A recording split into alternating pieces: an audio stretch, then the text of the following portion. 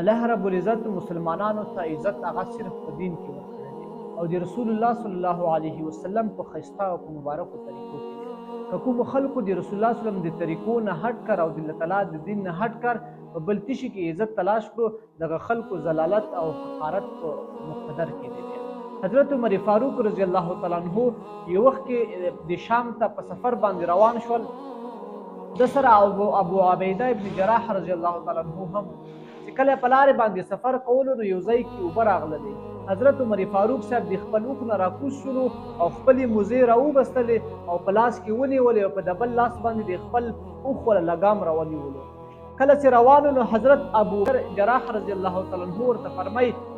وی امیر المؤمنین تاسې کم کار وکړو، دغه کار اهل شام د شام ولا کم خلک دي دغه کار ډېر په ذلیل او حقیر نظر سره ګوري او زه دا مناسبه نه ګڼم چې د شام